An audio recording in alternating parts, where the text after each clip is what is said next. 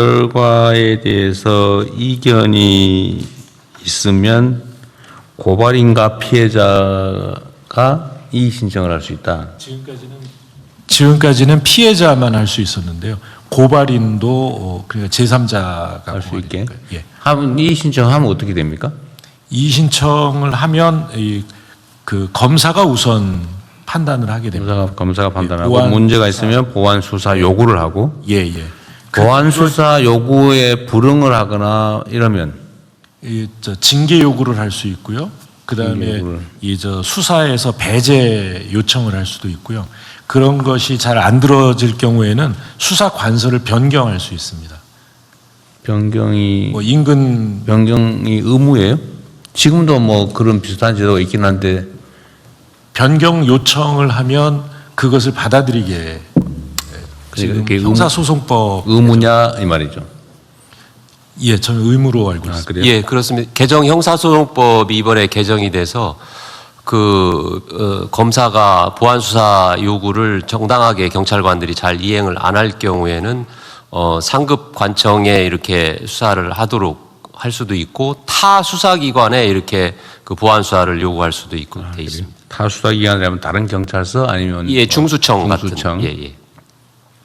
경찰의 수사와 관련된 비위 행위에 대한 수사권은 어디가 같습니까? 공수처, 공수처, 중수청이 가지고 있습니다. 공수처와 중수청이. 예.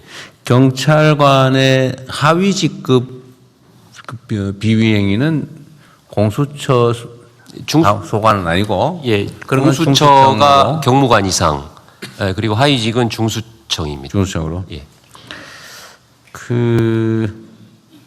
하여튼 이제 국민들의 걱정거리 중에 하나가 그 보완 수사 요구했는데 안 하면 어떡하냐.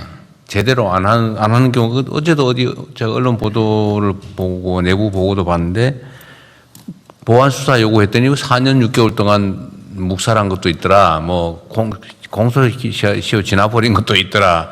그런 얘기가 있더라고요. 그거 혹시 좀 그거 해보셨어요? 제가 점검을 해봤는데 그게 네.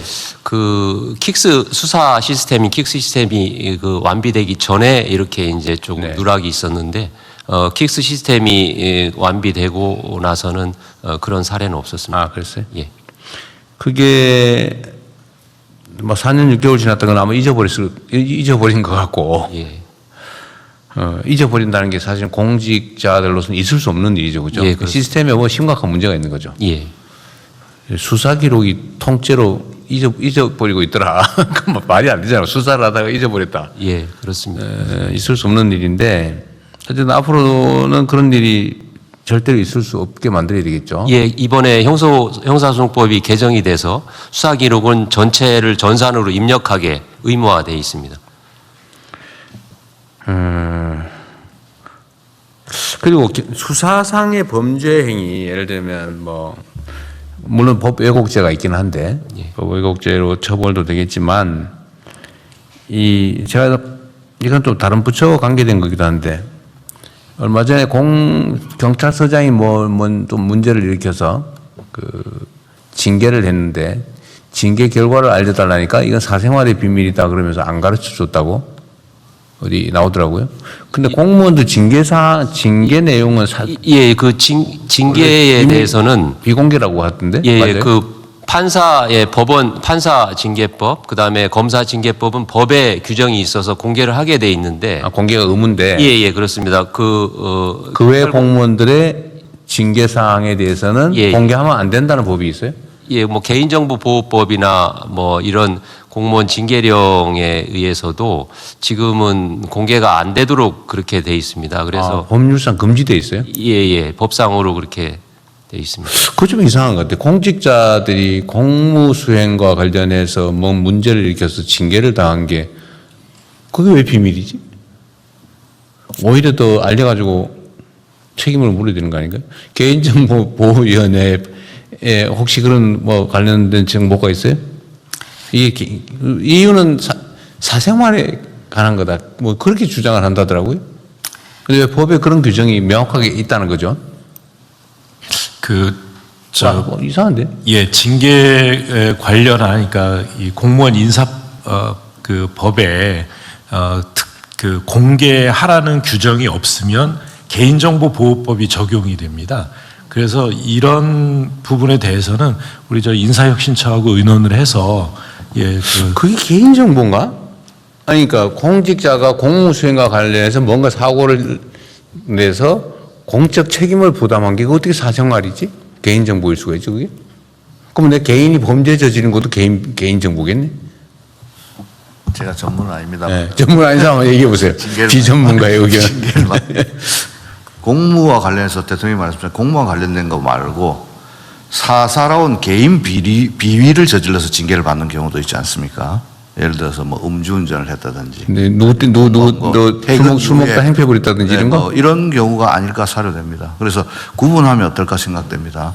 공무를 하다가 중대한 공무의 잘못에 대한 징계를 공개하는 것과 공무원도 개인 사생활이 있기 때문에 퇴근 이후에 뭐 했다든지 뭐 근무 중에도 아니 그게 공직자들이 사생활이 있죠.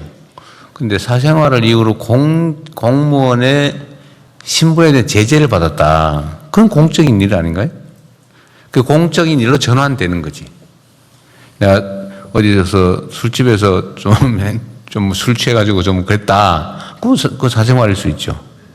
그러나 그게 공무원의 품위유지 의무 위반이다라고 하면 그때는 이미 공적인 것이죠. 혹시 법제처나 뭐 그 의견 있어요?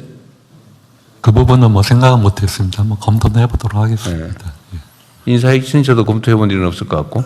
네, 저희도 살펴보겠습니다. 개인정보위원회 아까 뭐 말씀하실 것 같은데 한번 해보세요. 네, 개인정보법에서는 이제 사실 뭐 개인정보를 최소한으로 수집하라는 원칙이 있습니다만 이제 이게 실제로 공익에 필요하다라고 하고 관련된 법적 근거가 있다 그러면 당연히 이제 공개할 수 있는 문제라고 생각이 됩니다. 그래서 이게 어떤 것들이 그 정의되지 거기 어디선가 법에 분명하게 이렇게 규정돼 있지 않다고 해서 그걸 할 수 없다 이렇게 접근할 수 있는 건 아니고요.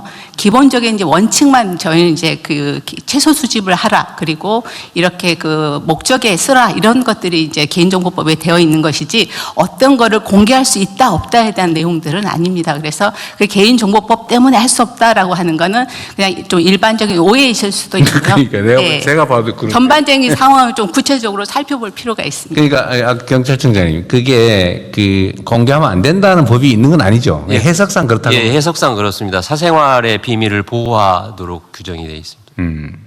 그래서 사생활의 비밀이라고 하기는 예, 사실 예. 좀 한번 그렇죠. 예, 그걸 한번 어디가 점검해 볼까요? 법제처가 해보실래? 제가 검토하도록 하겠습니다. 인사혁신처하고 좀 의논해가지고 나는 공직자들의 징계는 공적 사안이라고 보여져서 그건 당연히 알아야 되지 않나. 퇴직한 다음에 뭐 혹시 모르겠는데.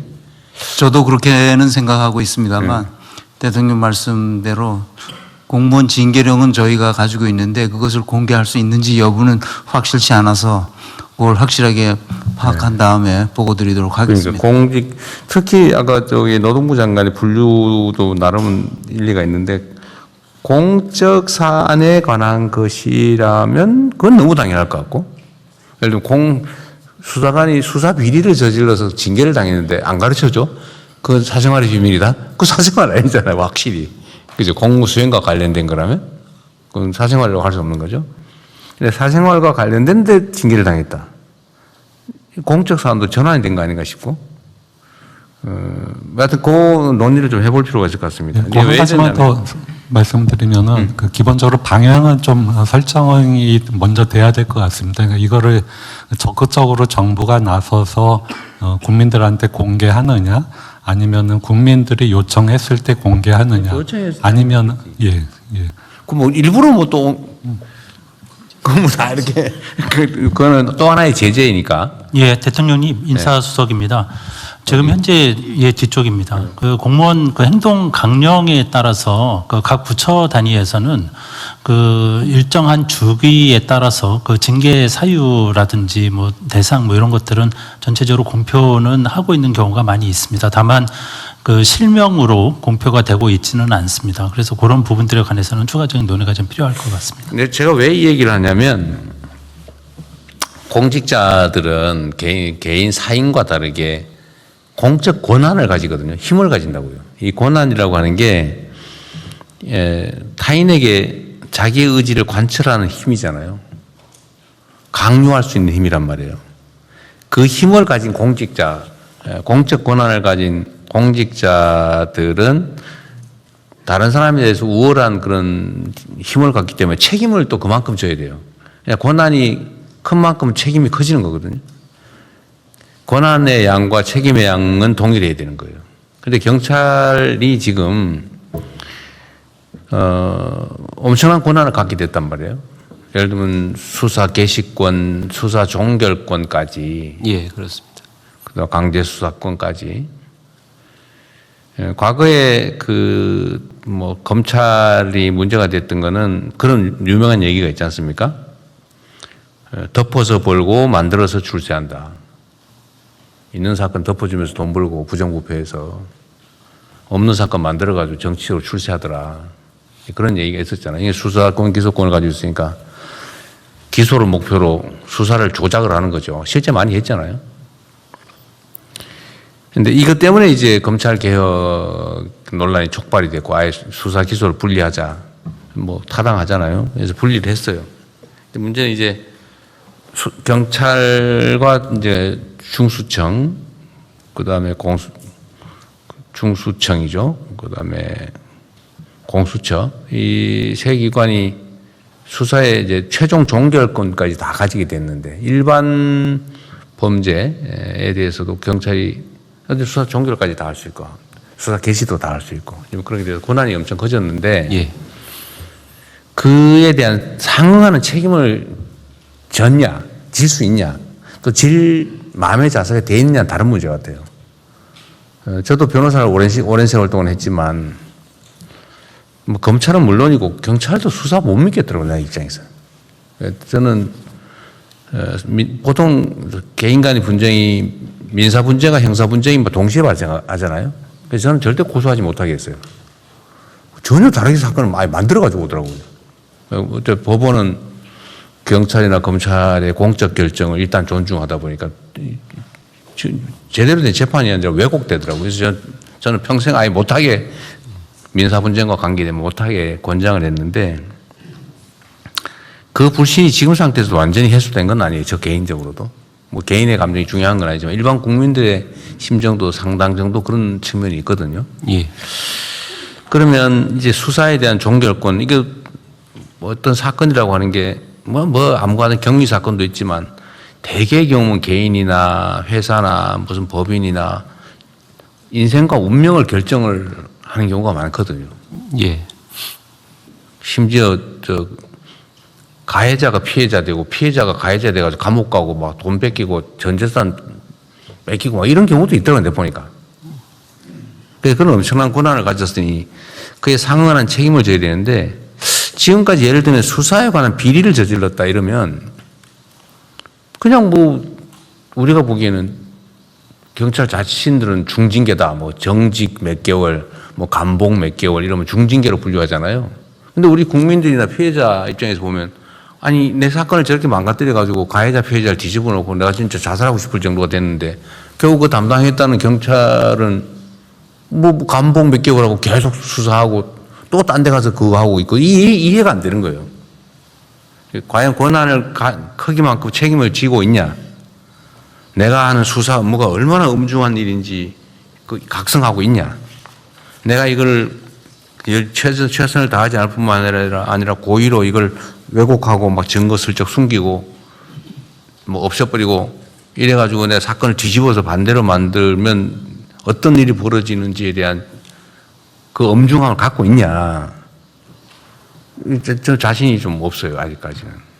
그래서 수사에 관련된 비리나 비위에 대해서는 지금까지와는 다른 더 높은 책임을 확실하게 요구해야 될 것 같고요. 예. 또 책임도 지금처럼 뭐 내부에서는 어떻게 평생 해온 경찰관직을 못하게 하냐, 파면 해임할 수 있냐, 그 생각하고 그냥 정직 3개월 뭐 최대로 하고 이렇게 하는 것 같던데 이제는 권한이 더 커졌기 때문에 명백한 수사상의 비위를 저지른다 그러면 최소 해임 파면해야 되지 않냐. 제가 보기에는. 아니면 아예 영구적으로 수사는 앞으로 하지 말고 다른 일 해라. 무적격자다. 예, 예. 그 영구 배제 결정이라든지. 현재는 좀 이 엄중하게 책임을 물어야 되지 않을까 싶어요. 예. 그래야 국민들의 신뢰도 올라갈 거고 또 수사를 담당하는 수사관의 책임의식, 책임감도 좀 높아지지 않겠냐 싶고요. 또 한 가지는 수사기소 분리와 보안 수사 문제에 대해서 온 국민들이 갑론을박하면서 걱정이 많지 않습니까? 예. 아까도 제가 말씀드려서 이따 의결하겠지만 이게 보안 수사를 허용해야 되냐 말아야 되냐 뭐 만약에 허용 안 한다면 어떤 보안 조치가 필요하냐 가지고 지금 계속 갑론을박인데 어떤 게 절대 진리라고 뭐 단정하기는 좀 어렵지만 걱정이 있는 건 사실이란 말이에요. 예. 그 걱정이 어느 날 검찰한테 대한민국이 너무 많은 권한을 줘서 이게 악용되다가 정치적으로 뭐 편향되고 하다가 이런 막 엉망진창이 돼버렸는데 결말은 그렇게 결코 아름답지 않단 말이에요. 예. 그럼 경찰은 그럼 괜찮을까? 우리 대한민국 헌정사에 보면 이게 지금 순환이 되는 게 있어요.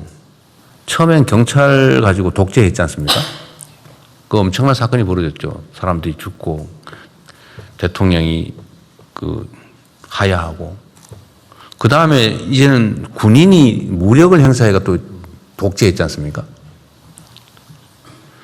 근데 그거 어떻게 좀 정리하고 나니까 그 다음에 검찰이 사실상 검찰 독재를 했단 말이에요. 검찰 권력을 이용해가지고 일종의 독재를 한 거죠. 없는 사건 만들고 아무데나 그냥 편파 수사에 별건 수사에 그냥 먼지 털이에 그거 하다 이렇게 돼버렸잖아요. 근데 이제 경찰이 엄청난 권한을 갖게 되는데 과연 앞으로는 완전히 안전한 걸까라는 우려를 안 할 수가 없거든요. 그러니까 경찰 스스로의 책임의식도 매우 중요하다. 예, 알겠습니다. 그리고 이제 앞으로 경찰에 대한 공격이나 이런 게 매우 높아질 수 있어요. 예. 감시 견제겠죠. 감시 견제가 매우 높아질 겁니다. 지금까지는 비교할 수 없을 정도로. 온 세상 사람들, 온 다른 권력기관들이 경찰이 뭐 잘못하나 이것만 찾을 거예요. 이게 나쁜 게 아닙니다. 책임이 높아졌으니까. 예. 당연히 잘하라고 하는 거고 걱정돼서 하는 걸 테니까 미리 충분히 좀 대비를 하십시오. 대비한다는 게 숨기라는 뜻은 전혀 아니고 당연히 그런 일이 벌어지지 않게 정말 높은 책임감으로 높은 윤리의식으로 엄정하게 중립적으로 철저하게 범죄 피해자들 억울하지 않게 또 억울한 피해자 생기지 않게 노력해야 됩니다. 예, 유념하겠습니다.